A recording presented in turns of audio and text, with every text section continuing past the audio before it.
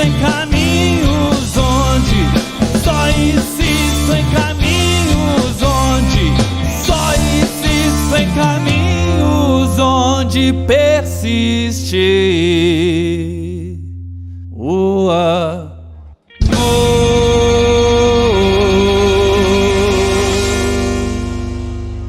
Olá pessoal, sejam muito bem-vindos ao segundo episódio do Ateia, um podcast com bate-papo sobre empreendedorismo, inovação, criatividade, movimento maker, cultura e muito rock and roll. E hoje, 13 de julho, é o quê? Dia Internacional do Rock. Então aguarde porque vem muita música boa aí. Só para lembrar, esse podcast é uma iniciativa da Ateia, trilha empreendedora de inovação e aprendizado, que busca criar uma cultura empreendedora em Formiga e região por meio de atividades de formação, como cursos, workshops, palestras e várias outras ações. A Ateia é formada por 3 parceiros: o F7, o movimento de empresários e profissionais que busca incentivar a inovação, o empreendedorismo e a sustentabilidade, o IFMG Campus Formiga, por meio de seu laboratório de inovação, criatividade e empreendedorismo, o Liceu, e o SEBRAE, instituição com décadas de atuação de apoio aos empresários e de formação empreendedora. O tema do nosso episódio de hoje é a economia criativa. Vamos falar sobre esse setor econômico que tem crescido no mundo todo e que, em Formiga, representa uma grande oportunidade para os empreendedores. E para falar sobre economia criativa, vamos receber o convidado Igor Bastos, CEO e diretor criativo da Espacial Filmes. Quem vai conversar comigo e com o Igor sobre economia criativa é o André Monteiro, sócio proprietário da MRA e um dos líderes do F7, Miguel Rivera, professor do IFMG Campus Formiga e coordenador da equipe gestora do Liceu, e a Ana Paula, analista técnica da microrregião de Formiga do SEBRAE Minas. A nossa atração musical de hoje tem tudo a ver com Formiga e marcou uma geração aqui na cidade e na região. E eu estou falando aqui porque passei minha adolescência aqui em Formiga, né? E o nome dele é conhecido no cenário nacional. Ele é cantor, compositor, instrumentista, produtor musical e artista plástico. É o Gleison Túlio. Pois é, ele vai estar conosco hoje e vai falar um pouco sobre o seu trabalho e a sua música. Nossa conversa de hoje é sobre economia criativa. Talvez muitos ainda não tenham ouvido essa expressão. Outros podem ter ouvido, mas acham que o conceito está ligado somente às artes. Então, hoje nós vamos ver que a indústria da criatividade vai muito além. Não é isso, Miguel? Explica para nós, por favor, do ponto de vista teórico, o que é economia criativa? Como que a academia tem estudado esse tema? Bom, Marielle, a economia criativa como campo de estudo é um campo novo, né? E mesmo como um campo da economia propriamente dita, a sua delimitação ela é relativamente nova. O conceito começa a surgir lá no final da década de 80, há uma certa controvérsia se surge na Inglaterra, se surge na Austrália, mas enfim, no final da década de 80, início da década de 90, começa a ser discutido esse tema, que é a economia criativa, muito em função da mudança, né, dos paradigmas econômicos que a gente estava vivendo. A gente estava saindo de uma sociedade ainda industrial, né, fortemente baseada em ativos industriais, uma economia ainda com características tradicionais. Com a revolução da informação, surge um novo paradigma de produção de valor, né, que é a sociedade do conhecimento. E aí nada mais coerente que se agrupar, né, do ponto de vista de estudo, o conjunto de atividades que tem como principal ativo isso, o conhecimento. E aí alguns autores começam a dar esse conjunto de atividades o nome de economia criativa, né? Existem várias definições, não existe uma definição universalmente aceita ainda dentro da academia, mas basicamente, para a gente entender, a economia criativa envolve as atividades que têm como principal matéria-prima o talento e a criatividade das pessoas. Certo? Imediatamente a gente pensa em manifestações culturais, né? Música, teatro, pintura, dança. Isso faz parte da economia criativa? Faz. Mas é importante a gente não confundir com a indústria cultural.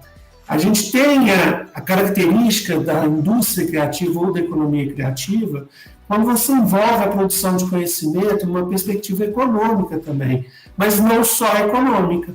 Isso também é uma dimensão importante da economia criativa, né? Envolve a satisfação das pessoas como artistas, como produtoras daqueles bens.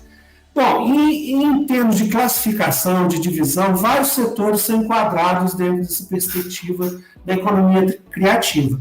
Passa, por exemplo, pela arquitetura, o design de produto, de moda, a indústria de games. Então, é um segmento, é uma indústria muito diversificada, certo?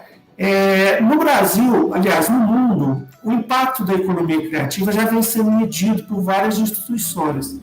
A ONU, por meio da Conferência Nacional de Comércio e Desenvolvimento, a UNCTAD, né, da sigla em inglês, ela dimensionou que de 2002 a 2015, o PIB, né, ou seja, o conjunto de riqueza produzida pelo setor da economia criativa no mundo todo, saltou de cerca de 200 bilhões de dólares lá em 2002 para quase 600 bilhões de dólares em 2015, ou seja, no espaço de 13 anos, você mais que dobrou o tamanho da economia criativa no mundo, certo? O impacto é tão grande dessa economia criativa no mundo que hoje, né, em 2021, a ONU decretou como o Ano Internacional da Economia Criativa e do Desenvolvimento Sustentável.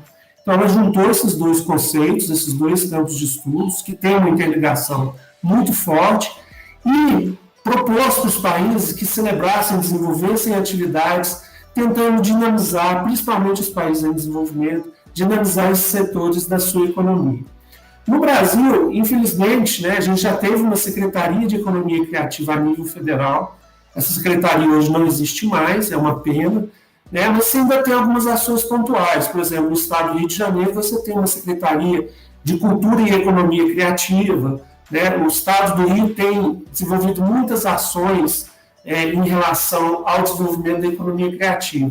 Uma ação muito interessante do Rio de Janeiro também é feita pelo meio da FIRJAN, que é a Federação das Indústrias do Rio de Janeiro.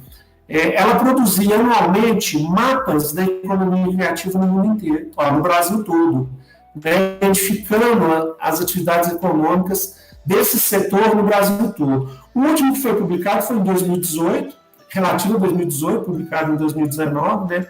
A gente, muito provavelmente, em função da pandemia, esse trabalho foi prejudicado, mas a FIRJAN tem desenvolvido um trabalho muito interessante de entendimento desse setor tão dinâmico da economia. Ana Paula, e para o SEBRAE, como que a instituição vê e trabalha com a economia criativa? O SEBRAE atua para transformar essa habilidade criativa natural num ativo econômico, e aí um recurso para o desenvolvimento de negócios duradouros. Então, o nosso trabalho é estimular modelos inovadores e que desenvolvem essa economia criativa. No âmbito nacional, o SEBRAE trabalha com parcerias em entidades representativas do setor. No nosso estado, a gente trabalha muito com a Secretaria Estadual mesmo, e a gente tem até a participação na Minas Audiovisual, que atualmente é um maior projeto que a gente tem tido, mas nós temos projetos pelo estado de economia criativa. Mas, se você não faz parte de um projeto, e como que você pode adentrar essas parcerias que o SEBRAE faz para o segmento? A gente também atua individualmente, e mesmo que, talvez no estado ou aqui na cidade de Minas Gerais, onde você está e não tem um projeto específico para o segmento de economia criativa, a gente tem várias áreas que a gente atua de forma individual. Então, a gente atende empresários desse segmento com esse pilar, como o Miguel mesmo citou. Então, a gente tem arquitetura, artes visuais, o cinema, a televisão, a publicidade e outras mídias, o design, games, a música, a moda, a editoração, games.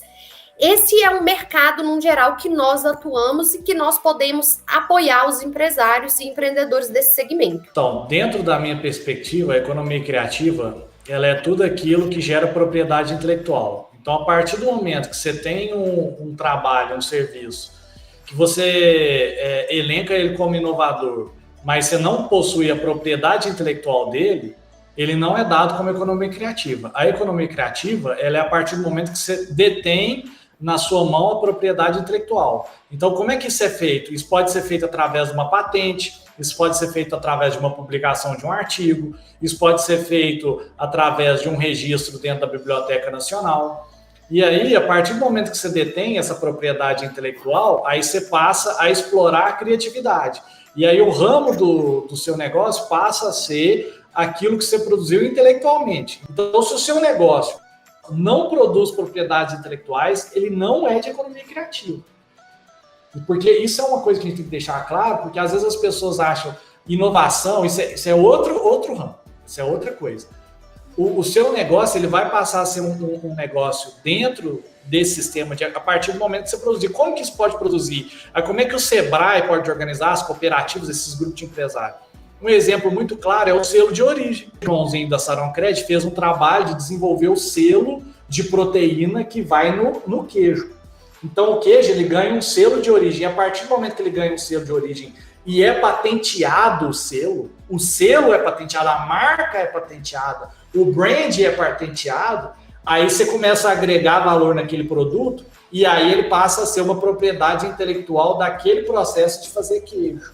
Então, assim, é muito legal que a gente pense que alguns trabalhos eles ainda não são de economia criativa, mas eles têm potenciais de ser.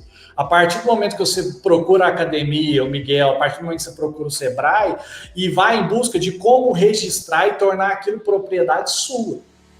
Então, assim, é uma coisa que a gente tem que deixar claro, até para as pessoas também proteger, porque tem um negócio, roubar ideia, mas a ideia, ela só vai concretizar em alguma coisa sólida que o direito da propriedade pode proteger a sua ideia a partir do momento que ela vira alguma coisa. Mas o seu queijo, a sua receita e o selo de proteína, no caso especificamente, podem ser. E aí você agrega uma marca no seu produto. Então, assim, quando a gente fala de economia criativa, a gente vai muito para esse lado, sabe? Do registro, da propriedade intelectual, de tudo isso que, pelo menos no meu campo conceitual, assim, não sei se todo mundo concorda, e é legal que discorde, mas no meu ramo, dentro do que eu entendo de entendimento, para mim a economia criativa, o caminho é esse. Obrigada, pessoal. Eu acho que já deu para a gente entender um pouquinho sobre esse setor que é tão dinâmico, né, da economia. E nos próximos quadros, nós vamos aprofundar mais nesse assunto. Como vocês sabem, nosso podcast, além de muita informação, traz sempre uma atração cultural para os nossos ouvintes. E neste episódio, além de ser o Dia Mundial do Rock, nosso convidado é o Gleison Túlio, mineirinho como nós, e que, como eu já disse, é cantor, compositor, instrumentista, produtor musical e artista plástico, e marcou uma geração. E quem vai conversar com ele é o nosso artista residente, André Monteiro, o Dedé, de quem eu também sou muito fã, viu, Dedé? Fã de carteirinha. É com você. Obrigado, Arielle. É um prazer te receber aqui, Gleison. Esse podcast em Formiga, cidade rock and roll. Você é um cara que marcou a história aqui em Formiga. Formiga te ama. Para mim foi especial porque a gente teve a oportunidade de você ser umas referências para mim também. Eu ia moleque, 12, 10 anos, eu sentava na beira do palco do jazz para assistir você tocar. Você trouxe um estilo diferente, né, de som. Principalmente a mão direita, né? No rock and roll a gente usa muito a mão esquerda, né, Gleison? Mas você vê com os elementos aí novos de uma banda completa, sozinho. E a gente queria que você contasse um pouquinho da sua história, de artista, seus projetos que você marcou na sua trajetória. Pois André, o pessoal todo, é um grande prazer estar aqui. Formiga faz parte da minha história, sim, e com muito carinho, né? Eu tenho muitas boas lembranças, né? Ainda hei de ter mais ainda, hei de tocar muito aí, né? Eu sou mineiro da cidade de Pedro Leopoldo, né? Terra onde Chico Xavier nasceu, e eu fui nascido e criado em Pedro Leopoldo, e há 2 anos eu moro numa cidade que chama-se Dom Joaquim, que é a terra dos meus pais. Lá em Pedro Leopoldo, aos 8 anos, eu comecei a tocar, né? E a princípio eu queria ser padre. E aí, depois que eu comecei a tocar guitarra, eu aprendi a tocar violão, eu desisti dessa ideia e fui para o caminho do rock and roll, assim. E desde então eu venho tocando, né? Comecei profissionalmente aos 13 anos, dando aulas e já viajando com as bandas.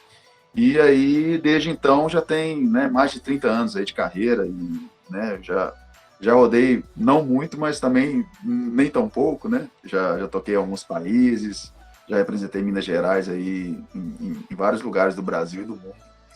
E continuo fazendo isso ainda, tentando fazer do jeito menos pior possível. Gleice, então vamos escutar um clipe, uma versão que você fez aí. De qual música que você fez essa versão?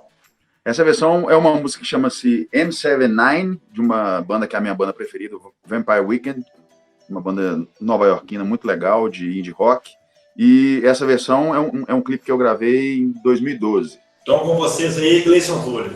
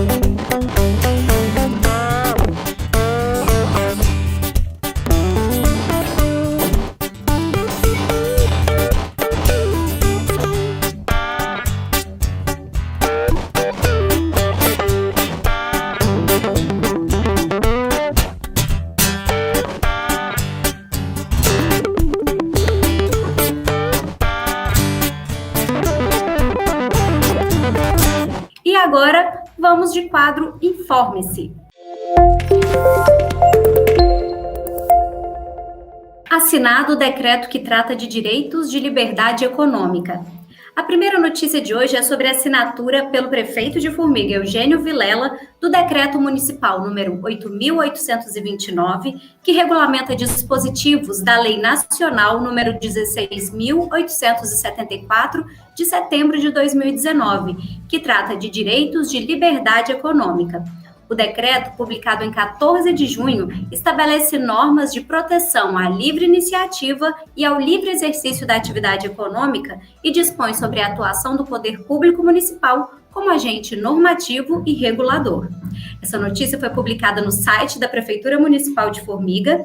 E de que forma que esse decreto pode auxiliar os empreendedores, pessoal? Alguém quer falar para a gente? O decreto de liberdade econômica vem facilitar o processo de abertura de empresa no município e também da renovações de alvará. Atividades de baixo risco já não precisam mais se deslocar à prefeitura ou aos órgãos competentes que a ela pertencem para ter o seu alvará de funcionamento e licenças. Então, todas as atividades de baixo risco, elas já são dispensadas no ato da abertura. E assim já podem começar a operar a partir do momento em que ela foi aberta, seja ela microempreendedora individual ou seja ela com registro na Juseng, né, de demais portes. O que vai decretar agora essa exigência com relação ao alvará é, de fato, a viabilidade e o risco em que ela se encontra. Eu acho a notícia boa, pessoal, mas assim, é importante a gente salientar o seguinte, o decreto vem desburocratizar um pouco o processo de abertura de empresas, né, ou de manutenção de empresas, o que por um lado é bom, para o aspecto do empreendedorismo é bom, mas a lei, né, federal, ela recebeu algumas críticas por ser, em certos aspectos, muito permissiva. Então, acho bom a gente levar isso em conta também, apesar dela falar em empreendimentos de baixo risco, talvez, né, na regulamentação municipal, seja interessante fazer um pente fino nisso, para, obviamente, não colocar o consumidor, né, em risco, nem ter um equilíbrio entre a liberdade econômica e a proteção do consumidor. É só fazer essa ressalva, mas a lei realmente ela é positiva, né, no balanço eu entendo que ela é positiva. Obrigada, Miguel. Vamos para a próxima notícia. Bancos elevam o tom em meio à expansão de fintechs. Nossa próxima notícia foi publicada no site do Valor Invest e mostra que na abertura do principal congresso de tecnologia bancária do país, o presidente da Federação Brasileira de Bancos, Febraban, Isaac Sidney, subiu o tom sobre a atuação das fintechs no Brasil. Segundo ele, enquanto a economia brasileira teve retração de 4% no ano passado, os bancos, e não fintechs, deram às famílias e às empresas volumes inéditos de crédito. O presidente da instituição acrescentou ainda que as instituições financeiras não só falam de tecnologia, mas fazem inovação. Não temos vergonha de sermos bancos, muito ao contrário, e também não nos escondemos atrás de letras, marketing e grifes, disse ele. Eita, rolou um climão, hein? E antes de passar a bola para vocês comentarem esse clima de guerra que parece estar surgindo entre os bancos tradicionais e as fintechs, acho que seria interessante explicar para os nossos ouvintes o que é uma fintech, né? Quem que pode nos ajudar com isso? Bom, fintech, gente, é uma empresa de tecnologia ligada à área de finanças, né? Geralmente são startups, esse nome se dá para empresas que estão iniciando, né, que têm modelos de negócios disruptivos. Então, são essas empresas que, nos últimos anos, têm começado a incomodar muito o setor dos bancos tradicionais, né? E a fala do presidente da Febraban vai muito nesse sentido, né? Até porque hoje você já tem fintechs, como a Nubank, por exemplo, que já é um unicórnio, né? Que é uma empresa avaliada em mais de $1 bilhão. Então, elas já não são tão pequenas mais, estão começando a incomodar o setor bancário tradicional, né? Tirando clientes, pegando fatias do mercado cada vez maiores. Então, a Febraban começou a reagir, né? Levantou uma lebre importante da questão da regulamentação, que eu acho que é uma questão a ser pensada. Com certeza, Miguel. E é interessante nós entendermos que, por exemplo, o Pix, ele ganhou, né, um prêmio a nível global com relação a um meio de pagamento, né, como o melhor sistema de pagamentos. E isso é muito relevante para nós, porque ele veio para facilitar as nossas transações bancárias e o que um mercado gera de inovação, principalmente nos nossos hábitos de consumo, faz com que o outro também reaja e tenha soluções melhores. Então, eu não acredito num modelo que um é melhor que o outro, mas sim num modelo em que nós, consumidores, estamos sendo muito beneficiados nesta metodologia de uberização, né, nesse serviço ao consumidor. Então, isso é muito positivo para nós. Eu acho importante, né? O debate é sempre importante, porque eu defendo essa tese assim, nada é absolutamente bom ou absolutamente ruim. Eu acho que o setor bancário tradicional tem suas virtudes, as fintechs trouxeram, né, um ganho enorme para o consumidor, mas a questão da regulamentação eu acho importante. Como, por exemplo, esses aplicativos de entrega, né? Eles têm sido muito questionados, como o iFood, porque as pessoas que fazem as entregas não têm vínculo de nenhum trabalhista, então não tem nenhum amparo social em relação às empresas que estão trabalhando. Então isso está sendo questionado, e não só no Brasil, né? Isso é um fenômeno no mundo inteiro, né? Que é o que você comentou, essa uberização do trabalho. Você tem muita gente empreendendo, trabalhando para essas empresas, mas sem nenhuma proteção social.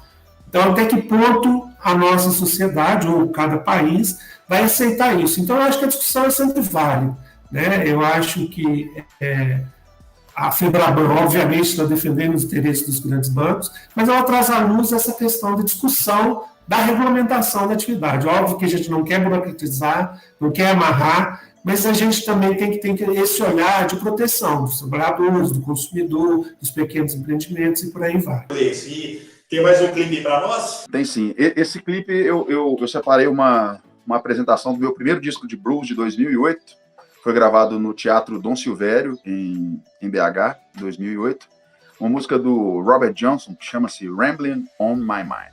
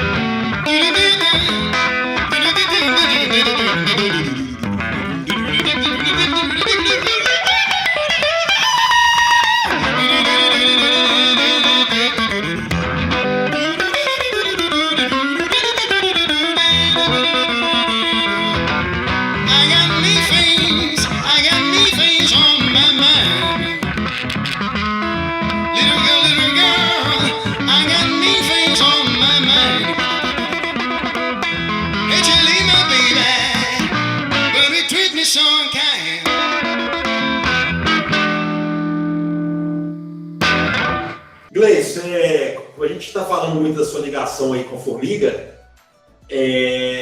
Conta um pouquinho aí de alguma curiosidade que você já teve aqui em Formiga, alguma história marcante, o que te marcou muito aqui em Formiga, a energia, público. Fala um pouquinho dessa interação de Gleice com Formiga aí. Tem muitas histórias boas, tem algumas histórias ruins também, né? Muita gente deve saber. Tem uma briga uma vez que acabei quebrando o violão na cabeça de um menino aí de formiga. Foi tipo assim, foi um episódio. Como é que é? Rock and roll. Pois é, mas isso foi uma fatalidade, assim, né? Mas acaba sendo uma coisa que marcou bastante, assim. E, tirando isso, eu acho que, tipo assim, foi essa só lembrança boa, né? Muitos shows legais, o carinho do pessoal até hoje comigo, assim, nas redes sociais, quando a gente encontra pessoalmente, quando eu volto em Formiga para tocar, né? Sempre tem esse carinho do pessoal e essa referência. Tem muita gente que até me pergunta, mas você é de Formiga? Não, eu não sou de Formiga. Não, você é de Formiga, sim, eu não sou não, gente. O pessoal fala que eu sou de Formiga, né? Por causa dessa coisa. Pô, o Gleison tocou tanto em Formiga e fez tanta coisa legal lá que sempre estava lá e sempre a galera comentou, né? Graças a Deus, bem, né? E a ponto do pessoal achar que eu sou de Formiga. E isso é muito legal, né? O pessoal de Formiga é um pessoal muito hospitaleiro também, né? Sempre fui muito bem recebido, né, na cidade. Todas as vezes. Sempre fui, não, sempre sou, né? Eu ainda, né, vou, né, ter a oportunidade de fazer alguns shows ainda. Não com aquela intensidade, né? Aquela época era outra época, né? Final dos anos 90, começo de 2000, o rock and roll estava no auge. Formiga é a cidade mais rock and roll, assim, que eu já conheci, assim, a cidade, pelo menos, de interior. E agora nós vamos para o quadro Reciprocidade. E hoje nós já falamos um pouco sobre economia criativa, né? E agora é hora de conversarmos um pouco mais com ele que tem muita experiência nessa área. O podcast Ateia tem o prazer de receber nesse segundo episódio o empreendedor Igor Bastos. Igor, antes de mais nada, muito obrigada por aceitar o convite. E antes de falarmos especificamente da economia criativa, conta para nós quem é o Igor Bastos. Então, meu nome é Igor, né, como foi dito. Eu sou formado em cinema de animação e artes digitais pela UFMG. Eu comecei como programador de computador. É até engraçado, porque vou contar como eu ganhei meu primeiro computador, que é uma historinha legal. A minha mãe era secretária do dono da loja de computadores aqui na cidade. E aí teve um evento de aniversário da loja. E eu era criança, e aí, vamos sortear um computador. Aí, eu quero participar. Aí todo mundo riu, entrega o bilhete para o menino de 8 anos. O menino de 8 anos escreve o nome dele, põe na cumbuca. Na hora que roda, bate a mão lá, sai meu nome. E aí minha mãe, a típica secretária, né, morrendo de vergonha, fala, não precisa, que isso é para cliente, não sei o quê. E eu com isso falei, não, eu ganhei, o direito é meu, tá me roubando. E aí fiz maior barraco lá, então ficou morrendo de vergonha do Igor pequenininho. E aí me deram um computador. E aí o computador lá em casa era um santuário intocável. Você quebra a Nossa Senhora Aparecida que está na mesa, mas você não põe a mão no computador, não, que ninguém põe a mão nesse computador, que esse computador custa um carro e não sei o quê. Mas eu sou muito atrevido, eu fui mexendo escondido, e aí de tanto fuçar, né, como diz a gente, os mineiros aqui, de tanto fuçar eu comecei a aprender as coisas, assim, né? E aí de lá para cá eu não parei. Até o ponto de eu começar a querer entender como é que funcionava essa máquina por detrás dela, né? Eu sempre fiz muito engenharia reversa, assim, né? Que é justamente você pegar alguma coisa e ir desmontando ela para entender como é que ela funciona, assim. E aí eu fui me apaixonando por isso. E aí é um desejo de todo mundo que abre uma empresa, todo mundo que se torna professor, a gente quer melhorar o mundo, de alguma maneira. Isso é o cerne do empreendedorismo, sabe? As pessoas empreendem porque elas querem um mundo melhor. Elas acreditam que é possível fazer algum trabalho melhor, que é possível atender um cliente melhor. Então, quando a gente fala de empreendedorismo, ele está diretamente ligado à felicidade. E essa felicidade, ela parte muito da mudança, porque ninguém está 100% alegre o tempo inteiro. A felicidade é um estado de mudança, né? E dentro de tudo que era mudança, a coisa que sempre me tocou muito era o campo das artes.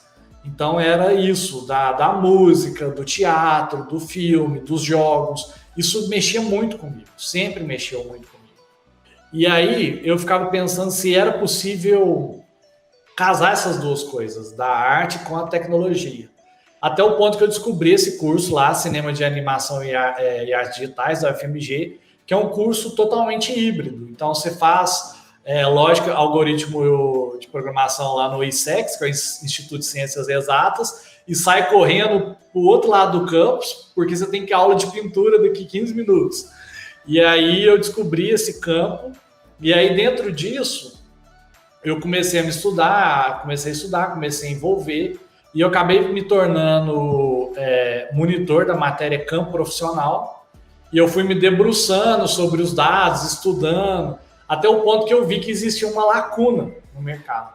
E aí foi quando eu fundei a Espacial Filmes. A Espacial Filmes hoje ela é voltada muito para animação, para VFX, efeitos visuais. A gente produz muito pouco de vídeo institucional, quase nada de publicidade. A gente é muito voltada para o ramo de entretenimento, para artes, então nós estamos falando de filmes, séries, games. E aí, o que eu estava falando lá da economia criativa é que é natural também que isso aconteça no século XXI. Nós temos duas modalidades aqui na empresa, né? A gente tem a área que presta serviço. Então, por exemplo, esse ano a gente prestou serviço para a Galinha Pintadinha do Netflix. Nós executamos alguns episódios lá da terceira temporada. Nós executamos 8 episódios aqui dentro. E nós temos o nosso trabalho de economia criativa, que é quando a gente trabalha nossas propriedades intelectuais, que aí são roteiros, são personagens, são jogos, gameplays, mecânicas que a gente produz aqui dentro. E aí tem todo esse processo, e aí já não é B2B mais, é B2C, né? Então a gente tem a área de B2B, que presta serviço para as empresas, mas a gente tem o B2C, que é justamente a pessoa poder conectar com esses produtos que a gente faz, com esses filmes, com essas séries que são nossos. Que aí são veiculados em TVs, YouTube, enfim, tem diversas janelas aí que a gente contempla. Ô Igor, uma questão que eu queria discutir com você é o seguinte, como que você enxerga o panorama da economia criativa na nossa região? Você acha que a gente vai continuar dependendo assim, de heróis isolados como você, né, no seu esforço aí que já vem de muitos anos de desenvolvimento de empreendimentos nessa área, ou você enxerga que a gente tem condições de estruturar um ecossistema de empreendedorismo em que a economia criativa tem um papel relevante? Como que você vê isso? Eu acho que a economia criativa está presente no estado inteiro. Isso é um estudo do Sebrae, que eu até acompanhei de perto esse estudo. Então, potencial, nossa região tem demais. Assim, dá para elencar uma lista de coisas de economia criativa que a gente tem, desde a linguiça em formiga, ao órgão de tubo. Eu sei várias coisas de várias. Eu tenho um órgão de tubo afinado que só tem aí em formiga também, que pode ser um atrativo. Só que a gente, enquanto sociedade civil, enquanto terceiro setor, enquanto governo, a gente tem que nos organizar para a gente transformar essas características em ativos. Porque hoje, o que aconteceu com a nossa região aqui? Fazendo uma retrospectiva para a gente entender um pouco melhor isso. A nossa região é uma região que ela vive de manufaturados. Como assim? Divinópolis produz roupa, manufaturado. Santo Antônio do Monte, foguete, manufaturado, é feito na mão. Calçado, manufaturado. Enfim, a gente tem uma economia, e aí eu podia ficar listando aqui, uma série de economias que vieram dos manufaturados. Só que de 2010 para cá, o que aconteceu com os manufaturados? Eles foram todos para a China. Então, hoje, Divinópolis, se a gente está falando de propriedade intelectual, hoje 97% das roupas, esse estudo do Sinvesd, não estou inventando esse número, se você bater lá no Sinvesd e pedir um estudo, eles te entregam. 97% das roupas vendidas em Divinópolis são chinesas. Então, a gente não produz roupa mais. E não é porque não quis produzir, porque o mercado está ruim, o prefeito é ruim, não tem nada a ver com isso. A questão é que uma calça aqui em Divinópolis custa R$ 9,00, na China eles produzem por R$1,20. R$1,20. Então, uma calça de R$ 9,00 em Divinópolis, a China produz por R$1,20. E aí, por que custa R$1,20? Por causa de uma questão de escala. Enquanto Divinópolis tem que produzir, e aí tem um negócio da economia de escala do Kruger, que enquanto Divinópolis produz 10 mil calças jeans, a mesma fábrica lá produz 100 mil calças jeans. Porque ela tem um programa do governo, enfim, tem uma série de questões trabalhistas lá, enfim, tem uma série de questões. Então, o que a gente tem que entender, falando mais popularmente, é que o manufaturado foi para a China. E aí, com o manufaturado na China, a gente criou uma crise aqui dentro. E aí, hoje, o que eu vejo é essa crise generalizada. E a economia criativa, eu vejo que não vai ter outra forma, porque os prefeitos da nossa região, e aí eu estou participando de muitos seminários e muitas conversas também, nós estamos com um problema muito crônico aqui, que é o problema do desemprego. Entendeu? E aí a pandemia, ela alavancou muito isso. Por quê? Não é culpa do prefeito, não é culpa do governador, não é culpa do presidente, não é culpa de ninguém. A questão é o seguinte, meu prédio tinha um porteiro, certo? Com a pandemia, o porteiro foi trocado por um porteiro eletrônico, por questões do vírus. Sabe quando que esse porteiro vai voltar a ter o emprego dele? Nunca. A economia pode melhorar, o prefeito pode fazer. Isso não vai acontecer. Então, o que a gente tem que pensar é como é que essas pessoas vão elaborar ofícios e como é que esses ofícios vão ter valor agregado. Porque se esse valor não for agregado, a gente não vai competir com a China. A gente precisa produzir coisas de valor agregado. Isso aí tem que ser meta para o empresariado, tem que ser meta para a gestão pública, tem que ser meta para o Sebrae, tem que ser meta para a academia. Então, se a gente não agregar valor ao produto, nós não vamos bater de frente com a China. Não tem como, é uma questão de escala. É matemático isso. Então, a economia criativa que eu vejo, ela vai ser uma coisa que ela vai ser meio que empurrada goela abaixo diante da situação econômica. Então, não é questão de eu quero ou eu não quero, é questão de este é o caminho mais fácil. Vai ter gente que vai conseguir outros caminhos muito mais difíceis, os heróis? Vão, mas é só você parar para pensar. No ano passado, a gente contratou 40 carteiras assinadas aqui dentro. Qual outra empresa que não seja do segmento da economia criativa, no meio da pandemia, contratou 40 novas carteiras assinadas? Nenhum. O McDonald's está vindo para cá, eles estão fazendo maior fuzuê, que eu trabalho caladinho. Vai ter 22 carteiras assinadas. Então, assim, não é questão de achar ou não achar, a questão é que é o caminho que vai sobrar, na minha opinião. Tá? Não que eu seja o guru aí da economia, nem nada disso, mas o desenho que eu vejo, o caminho que está seguindo de agregar valor. Nós vamos ter que agregar valor. E agregar valor sem ser pela essa questão da propriedade intelectual, eu acho muito difícil. Então, se você quer ter uma roupa, você vai ter que ter uma marca de roupa. Porque se você produzir calça jeans simplesmente por produzir, você não vai conseguir competir com a China. Agora, se você cria uma marca, se você cria valores, se você cria princípios, e você consegue agregar valor nela por algum processo, por algum item da comunicação, por alguma motivação ou algum propósito, né? Aí você consegue fazer sua calça jeans de R$9 ser vendida a preço competitivo. Por quê? Porque a China não vai conseguir fazer isso. Igor, você já comentou e já começou aí a falar sobre um pouco dos desafios, né, dos empresários nessa questão do valor agregado, mas para quem empreende já no segmento de economia criativa, qual que você acha que são os maiores empecilhos que a gente enfrenta hoje nessa jornada empreendedora como empreendedor do setor da economia criativa? Olha, eu acho que o digital ele vai trazer muitos desafios. Ele abre muito campo, aí a gente tem que entender que tudo vai trazer coisas positivas e negativas. Mas o digital, eu vejo que ele vai trazer um desafio muito grande, que é o seguinte, né? Vou dar um exemplo da música aqui, porque eu tenho um pouco de relação com a música podcast. Antes, você gravava uma música, punha no CD, o CD era físico. E as pessoas iam lá e compravam, 20 músicas por R$20. Certo? Beleza. Aí é um preço justo. Eu falo para você, CD tem 20 músicas, ele custa R$20. Provavelmente você pensou, ok, preço justo, porque é um CD. Quando vai para o digital, a gente não tem o físico. Então passa a ser digitalmente. E aí as pessoas tendem a nem sempre ver valor agregado a isso. Então, se eu te cobrasse R$1 para você escutar uma música de um determinado artista, seria os mesmos R$20, mas provavelmente você acharia, cara, pô, mas eu vou ter que pagar R$1 para cada música? Então, se eu escutar 100 músicas, é R$100, é 10% do salário mínimo.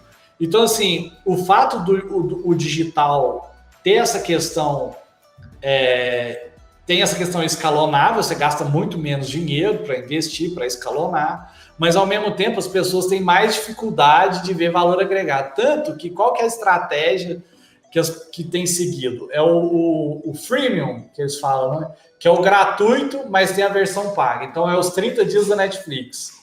Então, você pode escutar quantas músicas você quiser aqui no Spotify, mas se você quiser escutar sem propaganda, sem isso, sem aquilo, aí você paga o valor. Então, a estratégia que o pessoal tem feito é o freemium, mas o que eu vejo é muito disso, de como é que a gente vai agregar valor para essas coisas que são inteiramente digitais, assim, né?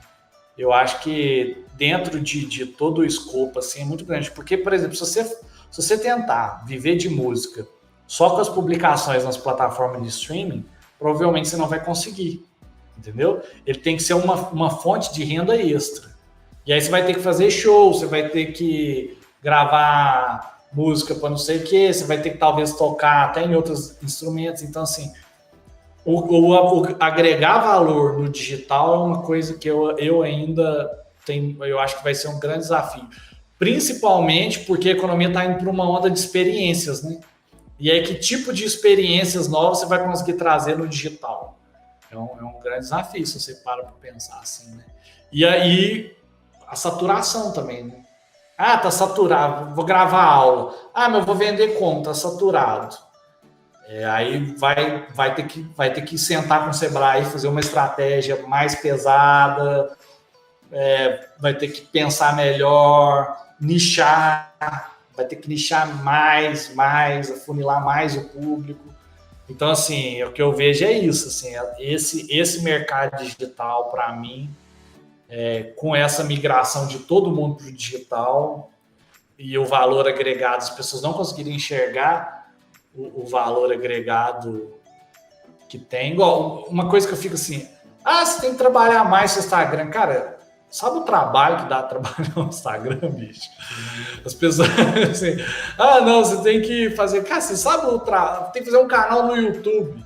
Tudo bem, dá para ligar o celular, mas assim, mesmo fazendo amadormente, ainda tem o tempo de sentar, pesquisar o que você vai falar, tem o tempo de você parar, vai começar a gravar, o cachorro vai latir, você vai querer parar, a energia vai cair, tem o tempo de editar e se ainda, se você quiser ser visto, você tem que ter estratégia de pôr o seu vídeo com as hashtags certas, fazer Search Engine Optimization para você posicionar legal, você tem que ter uma rede, você tem que trabalhar em rede com as pessoas, você tem que estar conectado com elas.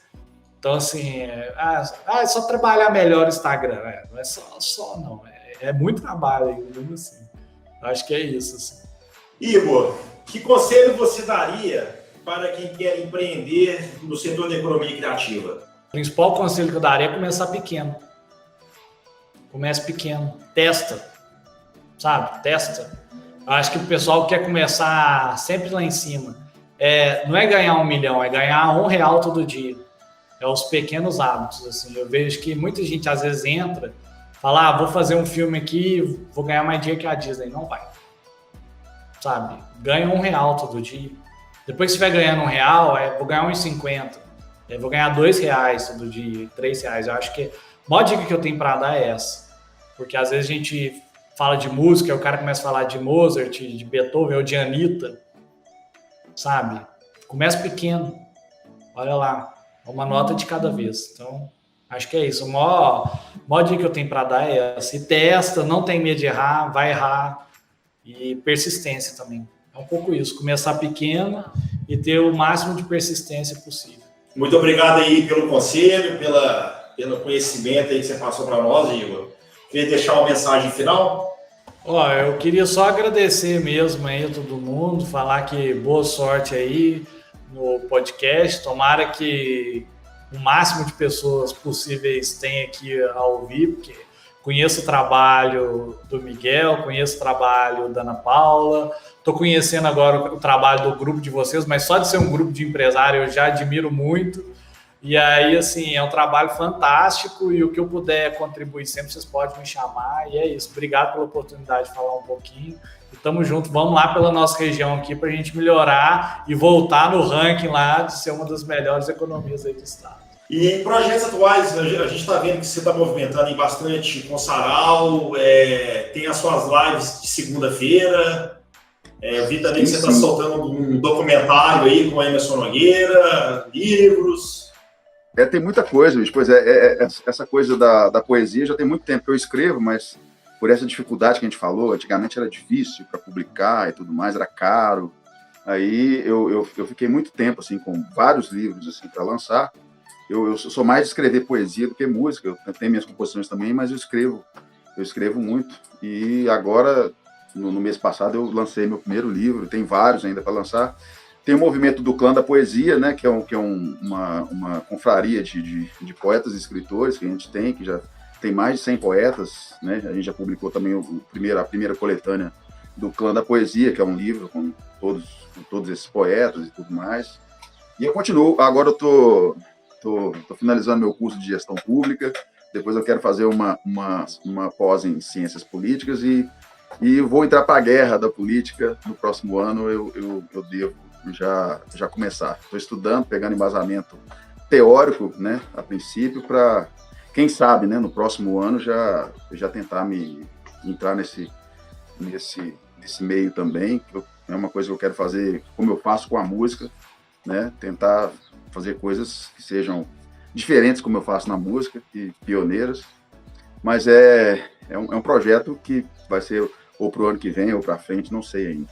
Né? Mas eu estou estudando, estou fazendo gestão pública, e quero continuar depois desse período pandêmico, né? Quero continuar, assim, com o pé no freio, não quero mais viajar tanto, ficar tanto tempo fora de casa, igual eu ficava antes. Primeira vez que eu fui para a Europa, fiquei lá 40 dias tocando, cada dia num país, cada dia num lugar, e agora eu tenho que dar um apoio para minha família, meu pai já não está tão bem de saúde, então eu vou ter que pisar no freio. E essa coisa de pisar no freio depois da pandemia com os shows é um dos projetos, assim, eu vou diminuir minha sequência de shows. Eu quero agradecer aqui, primeiramente, ao André Monteiro por ter me convidado para participar desse bate-papo super legal. Obrigado, Marielle, Ana Paula, Miguel, o Igor e o Gustavo. Espero que a gente se veja em breve. Muito obrigado pelo convite, pessoal. Tudo de bom para vocês. Muito obrigada, Gleison, Dedé, esse bate-papo incrível, né? Aqui na Cidade do Rock, é muito bom a gente poder falar, nós que somos formiguenses, né, que a gente é da Cidade do Rock. Então, eu adorei esse bate-papo. E agora vamos para a nossa sessão Conecte-se. Estamos chegando ao final do nosso segundo episódio do podcast Ateia. Mas antes, vou pedir a todos para que cada um dê suas dicas de leituras ou filmes, séries, documentários, enfim, o que vocês acharem que pode contribuir para o pessoal desenvolver mais o espírito criativo, inovador e empreendedor. Hoje, Marielle, a minha dica para quem quer estar conectado com a economia criativa, a gente tem o P7 em Minas Gerais, que ele foi o primeiro hub de inovação de economia criativa do Brasil. Ele está sediado em Belo Horizonte. E aí vocês podem acessar o site do P7 Criativo pelo p7criativo.com.br. É uma ótima plataforma para você se conectar com os players e também estar bem informado sobre economia criativa. Uma segunda dica é que vem aí, ainda não temos data confirmada, a nova Max 2021, que é a Minas Gerais Audiovisual Expo. Muito importante também para o segmento e quem quer empreender na economia criativa. Bom, pessoal, minha dica hoje também está dentro do tema do nosso programa, né, Economia Criativa, que é um documentário muito bacana que foi lançado no ano passado, que se chama brasilcriativo.doc. O documentário está disponível no YouTube, vai aparecer o endereço aqui para vocês, vai estar no créditos finais do nosso programa. Acho que vale muito a pena, é um documentário pequeno, cerca de 50 minutos, que mostra os vencedores de uma premiação que aconteceu no Brasil até 2019, em função da pandemia ela foi suspensa, que contemplava iniciativas de economia criativa. E esse documentário ele passa pelos 12, mostra os 12 vencedores, cada um numa categoria daquelas que a gente mencionou na parte teórica lá. Então tem um vencedor das artes cênicas, tem um vencedor da área de games, e é muito legal, porque mostra que no Brasil inteiro você tem iniciativas de economia criativa, você tem iniciativas pequenas, como, por exemplo, um projeto que é um museu numa comunidade, da produção cultural da própria comunidade, até grandes startups, que hoje já são grandes empresas, como, por exemplo, o Elo 7, que é uma plataforma de comercialização de artesanato no Brasil, que hoje já é uma grande empresa. Então, vale muito a pena conhecer essas iniciativas para a gente entender, enxergar realmente o que é economia criativa na prática. São todas experiências muito inspiradoras, o vídeo é muito bem produzido, ele foi uma ideia do Lucas Foster, que é um publicitário, é uma das referências no Brasil na área de economia criativa. Então, fica aí minha dica, o documentário brasilcriativo.doc. A minha dica hoje vai ser em homenagem ao Dia Mundial do Rock. Eu quero fazer uma homenagem ao considerado o primeiro deus da guitarra, que foi o Eric Clapton. Pichavam-se os muros de Londres na época. Clapton is God, na verdade.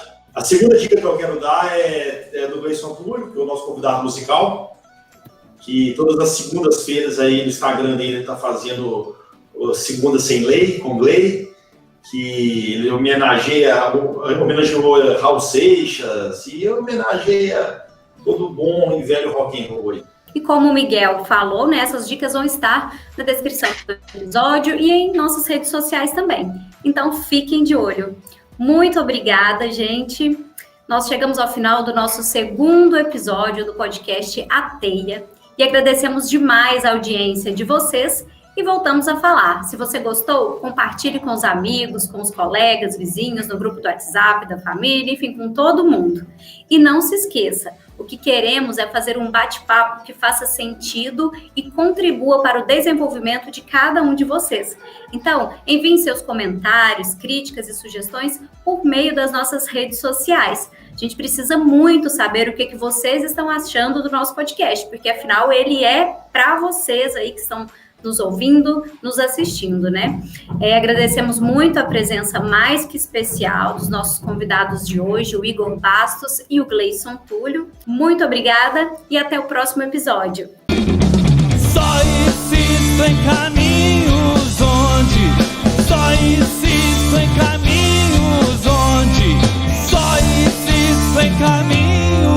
onde persistir.